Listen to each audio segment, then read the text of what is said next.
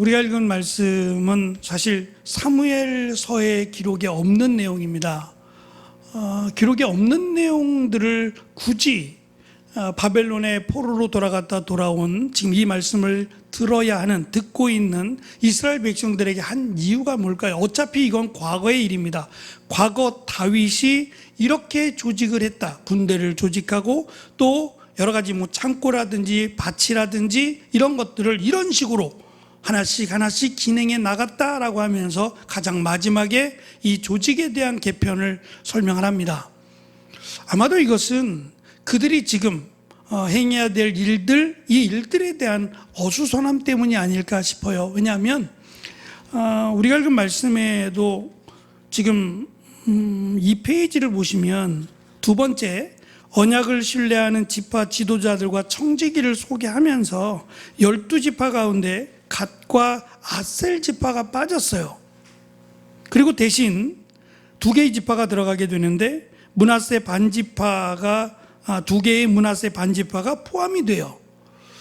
그래서 이게 어떻게 된 일이냐, 왜 이들이 빠졌느냐라고 해서 찾아보니까 근거가 될 만한 내용이 아무데도 없어요. 그러니까 사무엘서에는 지금 이 다윗이 행정적으로 조직을 개편하고 하는 이 내용이 빠져 있어요. 다시 말하면 지금 우리가 읽은 이 27장의 내용은 역대기 상에만 등장하는 내용이라는 얘기입니다. 그래서 어떤 학자들은 아마도 지금 갔다가 돌아온 지파들을 헤어보니 그 지파들 가운데 지금 우리가 읽은 내용 가운데 빠져있는 갓과 아셀 지파가 명단에 빠졌지 않았을까? 어떤 지파들은 더 많이 희생을 당하고 어떤 지파들은 조금 더 많이 돌아오는 이런 경우들을 살펴볼 때 그 두 파가 빠졌으니까 그 지파들을 빼고 므낫세 반지파 두 개를 위쪽 아래쪽에 있는 므낫세 반지파를 넣지 않았을까라고 주장하는 학자도 있습니다.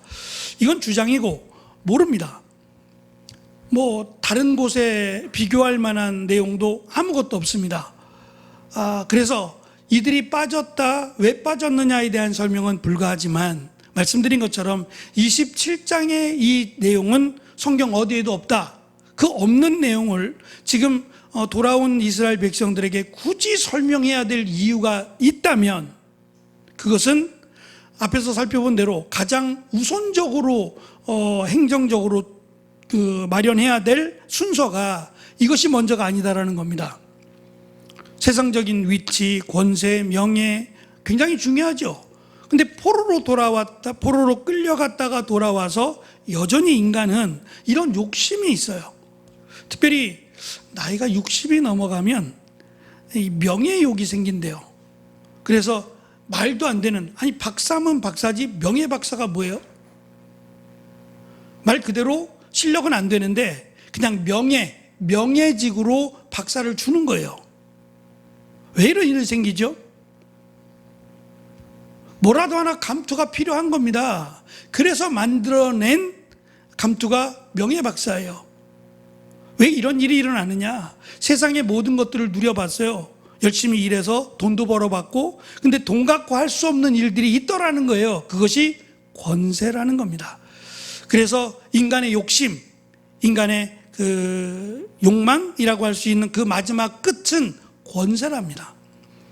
권세만 있으면 돈도 벌 수 있고 권세만 있으면 내 마음대로 내가 하고 싶은 대로 다 할 수 있다라고 하는 것이 어쩌면 인간의 역사이기도 합니다. 그래서 이런 욕심, 포로로 끌려갔다 왔으면 좀 나아져야 되고 이런 욕심을 좀 내려놔야 되는 건 아닌가라고 생각할지 모르지만 그렇지 않다는 거예요. 인간의 욕심은 한도 끝도 없는 것이 인간의 욕심입니다. 그래서 맨 마지막에 이런 행정적인 조직을 개편했고, 특별히 우리가 읽은 말씀 앞에서부터 쭉 살펴보았지만 제비를 뽑는다는 내용이 있었어요. 근데 오늘 우리가 읽은 27장에는 제비를 뽑는다는 내용이 등장하지 않아요.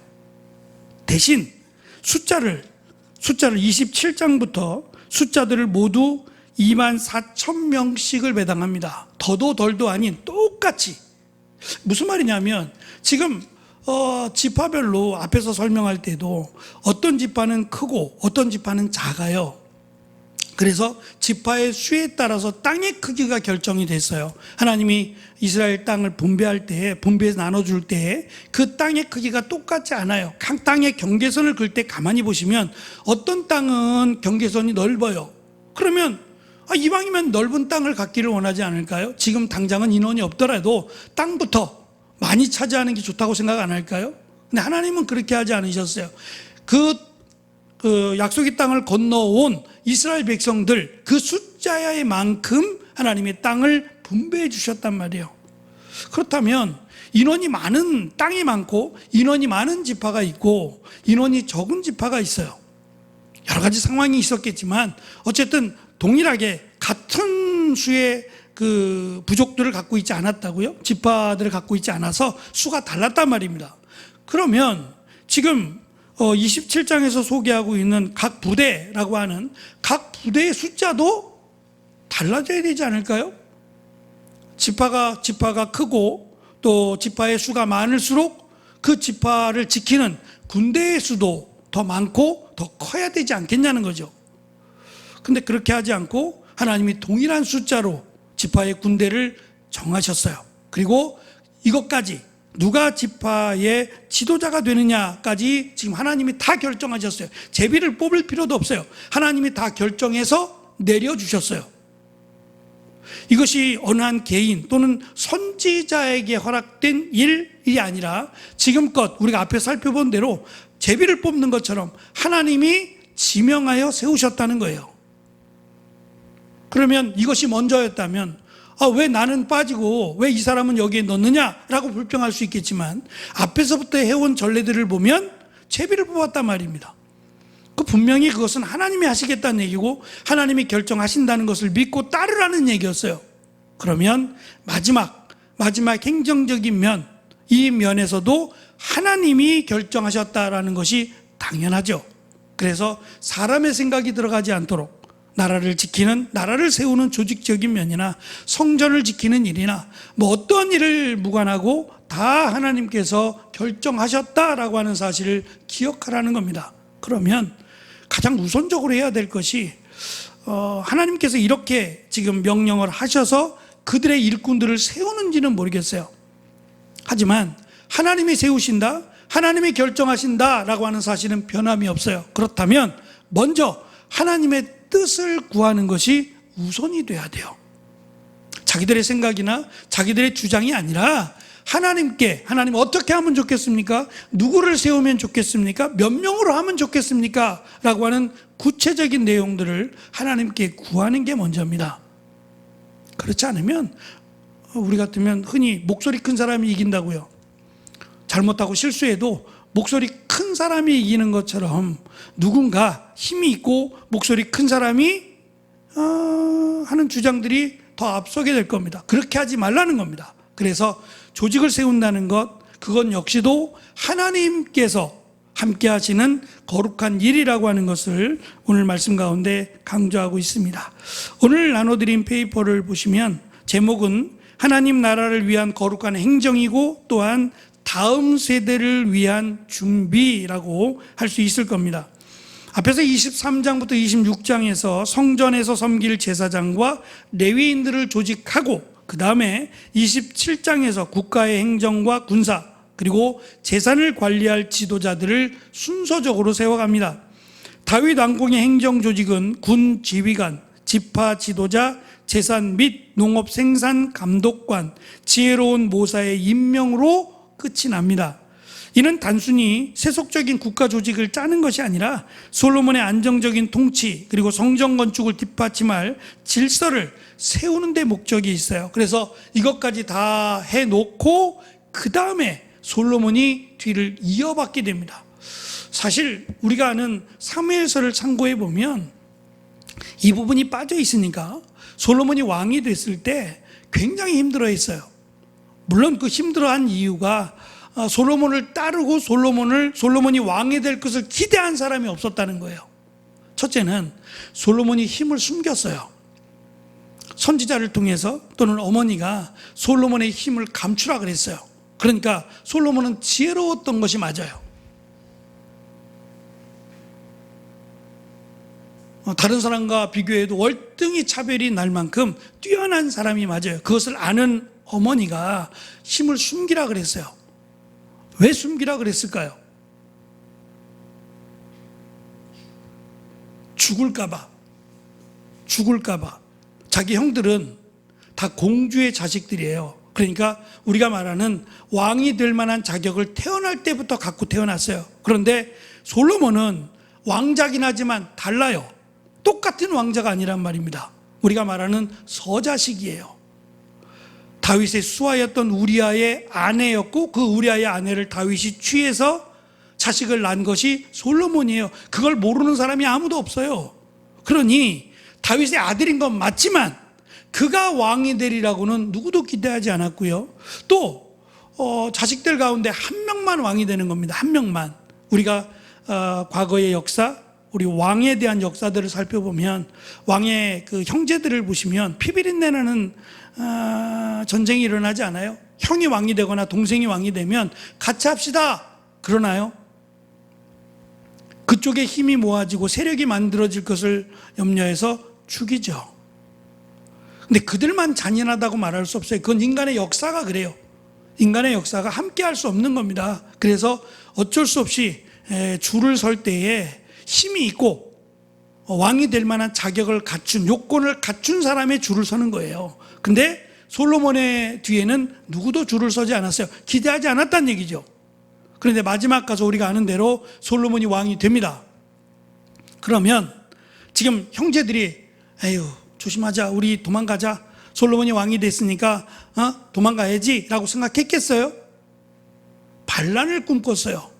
솔로몬을 죽이고 또 아버지인 다윗도 죽이려고 했단 말입니다. 아버지를 죽이려고 할 정도면 솔로몬이 힘도 없으니까 따르던 사람도 없고 그냥 덜컥하고 왕이 된 거지, 그를 추종하는 사람들도 없어요. 다윗을 따랐던 건 맞지만 그들이 솔로몬을 따른다고는 기대할 수 없는 상황이 되어버렸어요. 그래서 우리가 잘 아는 것처럼 솔로몬이 일천번제라고 하는 것을 계획해냅니다. 하나님의 마음에 감동을 주고자 하는 거죠. 근데 하나님은 일천번제로 인해서 감동하지 않아요. 우리 잘 보세요, 성경을. 솔로몬이 일천번제, 1,000마리 이상 한꺼번에 제사를 드려요.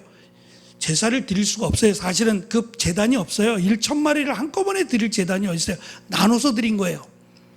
순서적으로 이거 먼저 드리고 또 드리고 또 드리고 또 드리고 이렇게 해서라도 하여튼 1,000마리 이상을 좀 지나치다 싶을 만큼의 제물을 드렸어요. 그럼 하나님이 기뻐하실까요?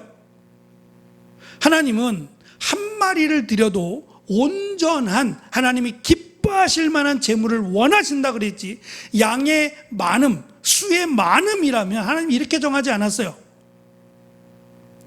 왜 소 한 마리 이런 식으로 정하셨을까요? 100마리 드리면 더 기뻐하실 텐데.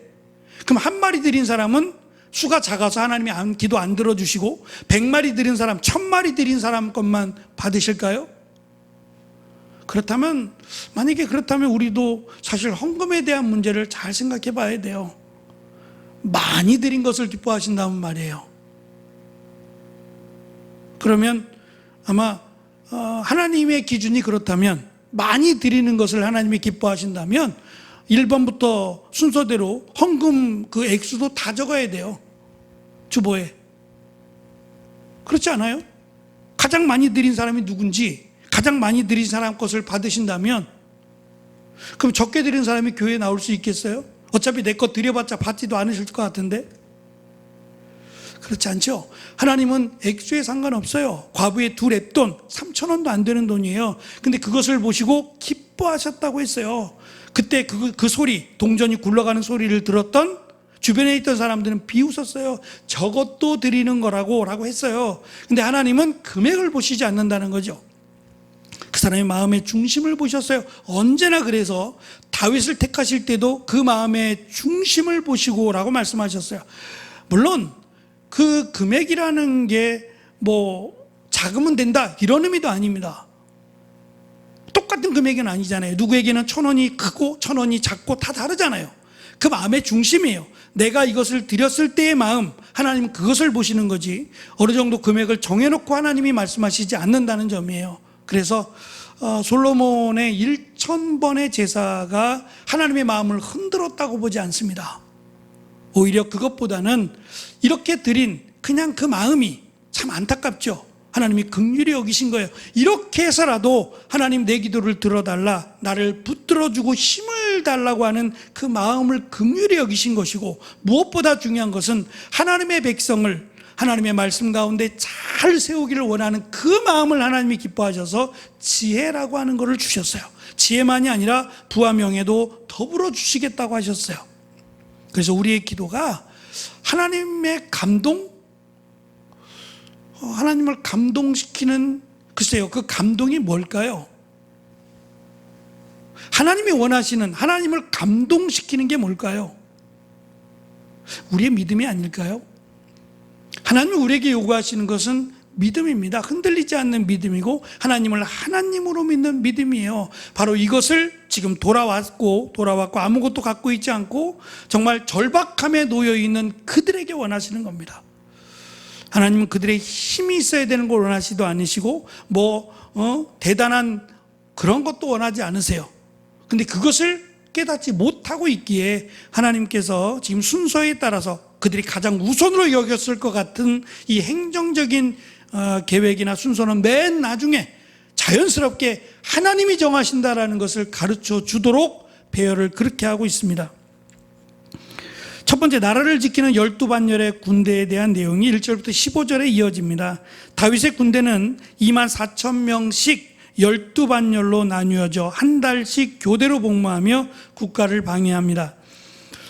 거룩한 칙무를 띤 군대입니다. 이 지휘관들은 단순히 세속적인 정부 관리가 아니라 왕국 건설에서 핵심적인 영적 역할을 맡습니다. 셋째 딸 지휘관으로 임명된 브나냐와 그의 아들 암미사밧이 레위인이다라고 하는 사실은 이스라엘 군대의 전투가 전적으로 세속적이지만은 않았다라는 것을 잘 보여줘요. 저는 이 말씀이 이스라엘 백성들이 좀 알아야 될 중요한 일이라고 생각해요. 과거 이스라엘이 예수님 당시에 예수님이 이 땅에 오시기 전에, 육신으로 오시기 전에도 로마가 다스리면서 몇 번에 걸친 전쟁이 있었어요. 그 전쟁이란 이 종교적 충돌인데, 로마는 하나님과 로마의 황제 또는 로마의 신을 같이 믿으라는 거예요. 굉장히 관대하죠. 우리의 신, 우리의 황제만 믿으라는 게 아니라 너희의 신도 믿고 그리고 황제도 믿어라 이거예요. 많이 양보했어요. 근데 이스라엘은 못하겠다는 거예요. 하나님 믿는 건 하겠는데 황제를 신으로 믿을 수는 없다라고 하면서 그들의 조건을 거부했어요.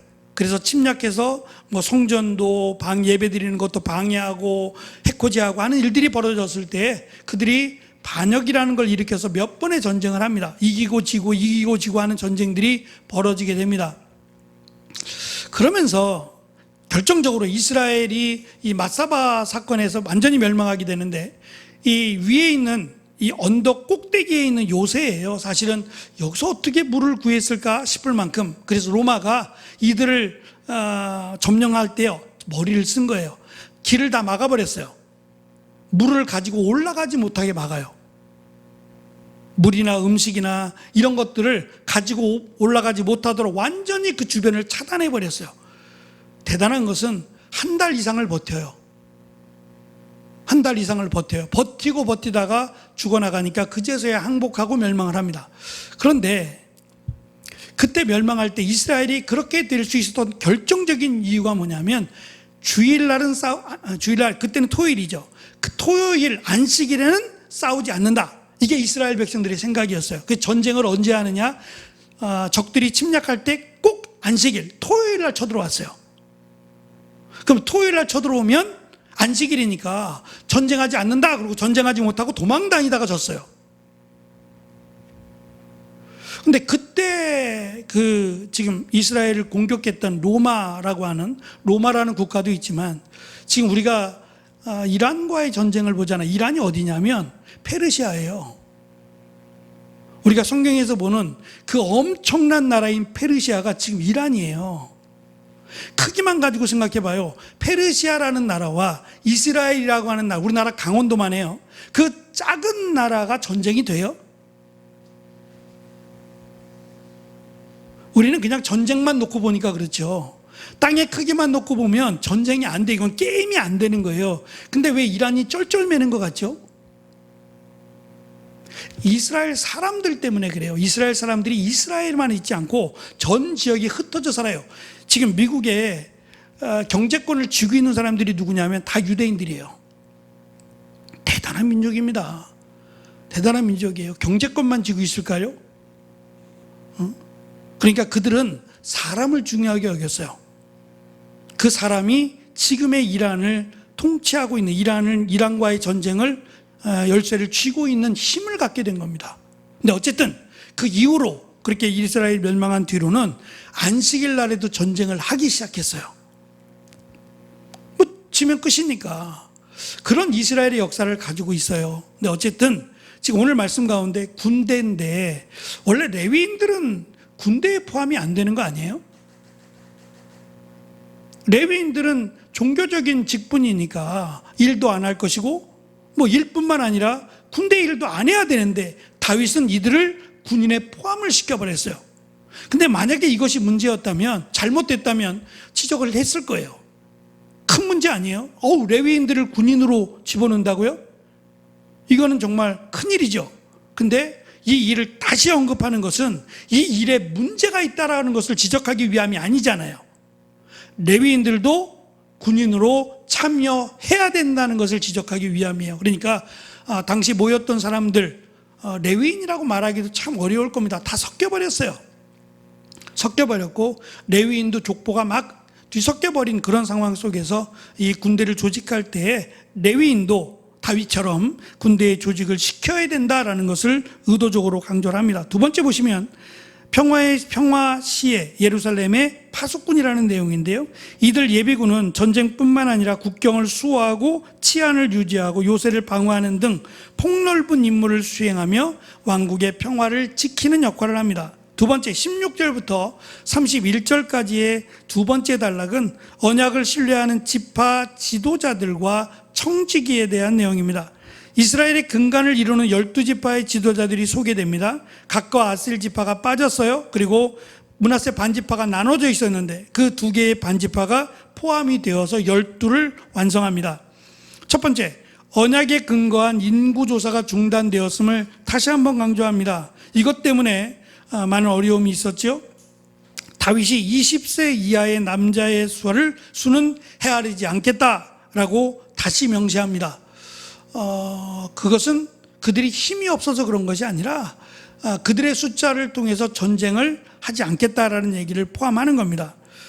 두 번째 보시면 일상을 지탱하는 왕의 청지기들인데 종교와 법률뿐만 아니라 다윗은 왕국의 국력을 뒷받침할 이러한 재정적인 부분들을 각 지파들에게 또는 유능한 관리들에게 맡겨서 감독하게 합니다. 이것은 투명성 때문이에요.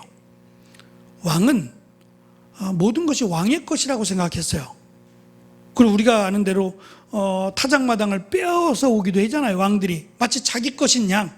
원래는 빼앗을 수 없는 것이 하나님이 이미 그 가문에게 주신 땅이에요. 이것은 땅도 팔 수 없고 그 땅에 있는 포도원도 사고 팔 수 없어요.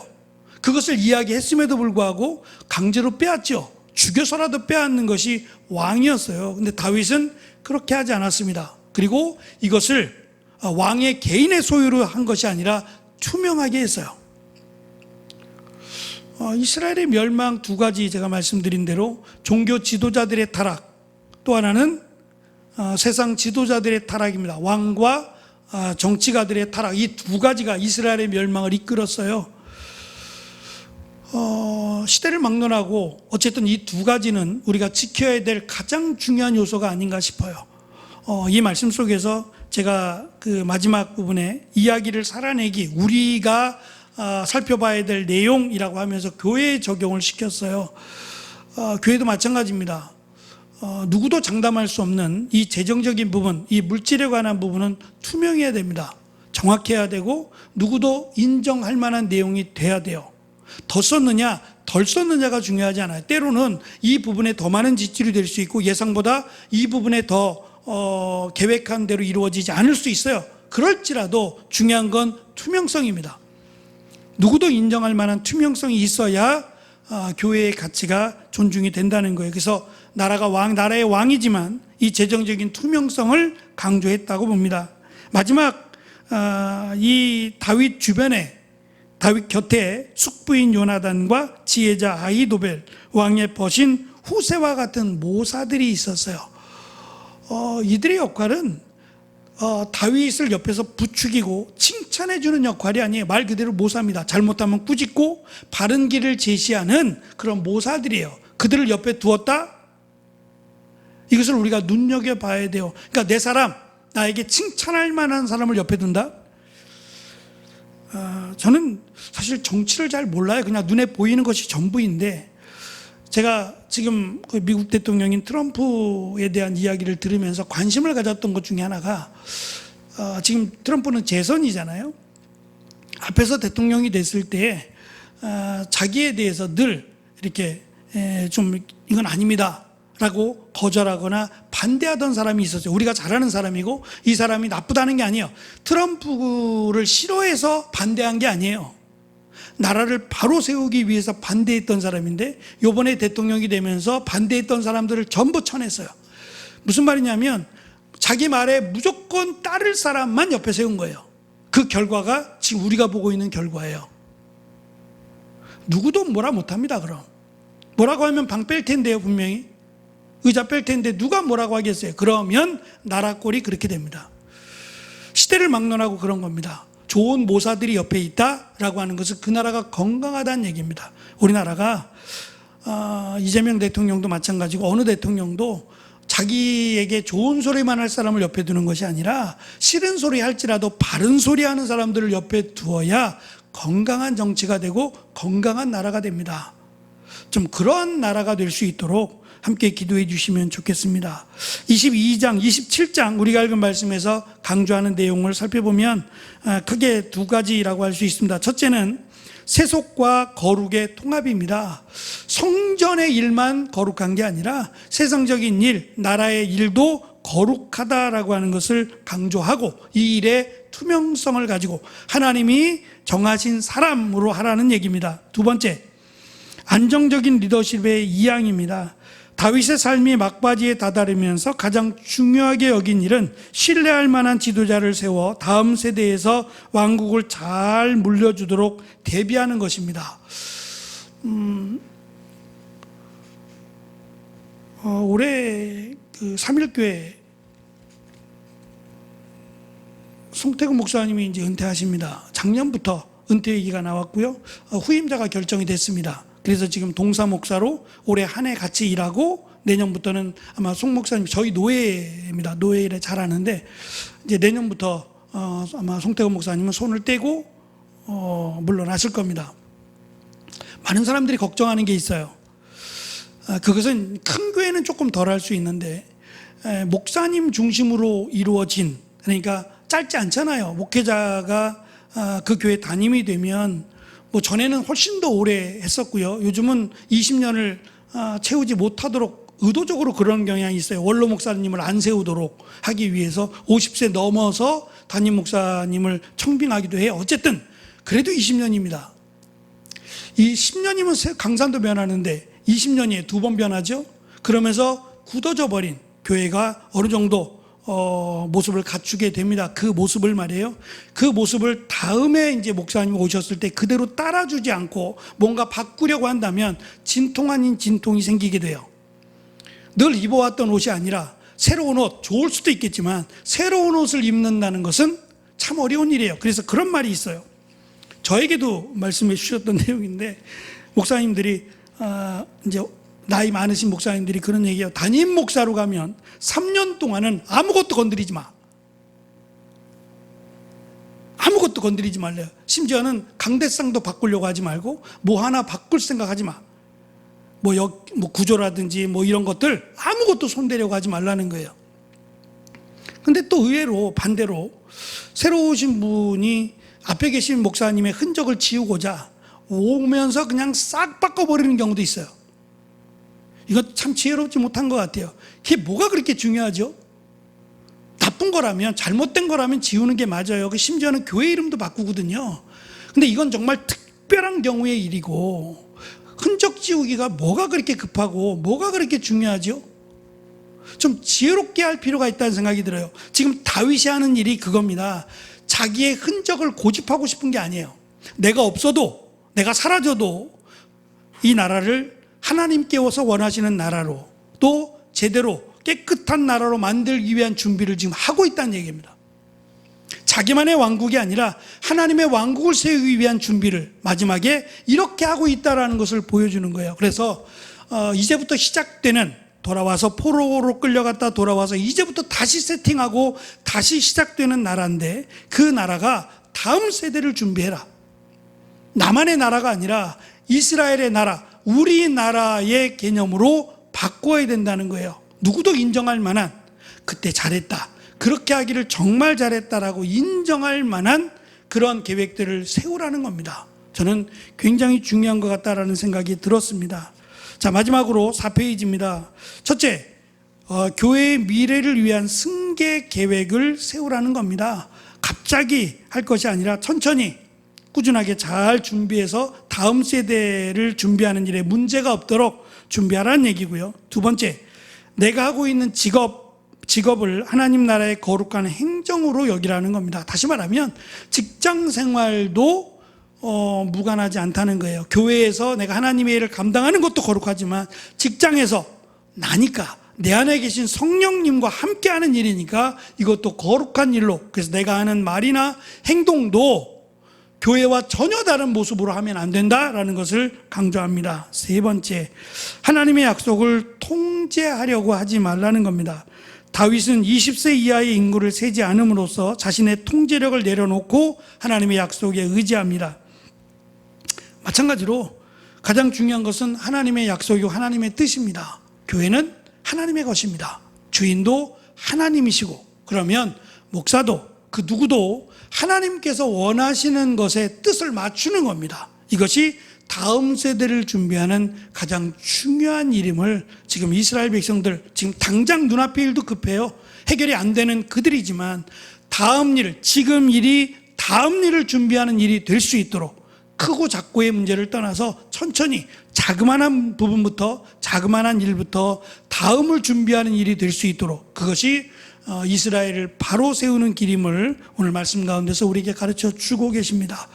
이 말씀을 우리나라에, 또 우리가 속한 직장, 또 학교, 우리 개인적인 일뿐만 아니라 교회에도, 하나님이 기뻐하시는 교회, 다음 세대를 준비하는 교회로서 우리가 잘 기억하고 이 말씀대로 우리가, 또 가정이, 직장이, 교회가, 나라가 세워지는 귀한 은혜가 있기를 축원합니다.